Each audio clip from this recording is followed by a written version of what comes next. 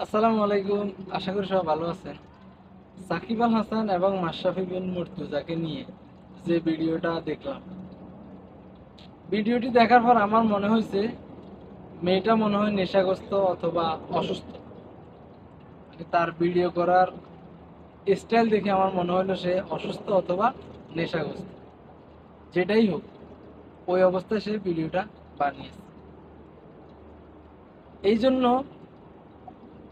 অনেকে এটা বিশ্বাস করতেছে না যে এটা ফাঁদ, এটা এই সেই, বা এটা চক্র, এটা মিথ্যা, এটা গুজব, XYZ। কিন্তু একটা জিনিস মনে রাখবেন, মানুষ যখন নেশাগ্রস্ত থাকে তখন কিন্তু সে মিথ্যা বলে না, ভুলভাল বকলেও এটা সত্যিটা বকে দেয়।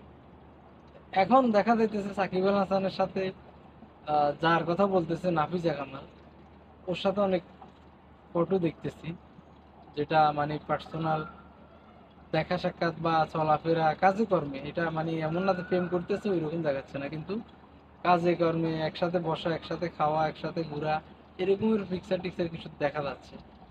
ঠিক ওইরকম হয়েছে। এই মেয়েটা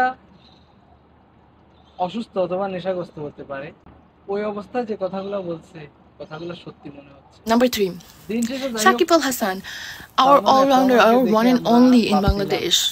টাকার কোনো মূল্য Serial নেই, cheater, serial টাকা cheater. কোনো আমি দেখাও Pan যায়। Pacific Sonargaon কাজ কিন্তু করতাম, সাকিব the আল hotel হাসানের in ঘটনা দেখার Sonargaon. পরে Um, আমাদের, like, he booked multiple rooms with a woman that wasn't his wife, that wasn't Shishir.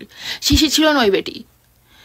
She was, I don't remember her name, but she's famous in the cricket industry too. ও কোন একটা কোম্পানির মালিক বা কিছু একটা ওই মহিলাটা, but এই বেটির সাথে বারবার রুম বুক হইতো, and she knows it.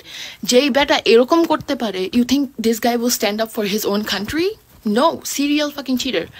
Number four, Mashrafi bin Murtaza. Another gem, right? কত আমরা, we're so proud. Serial cheater.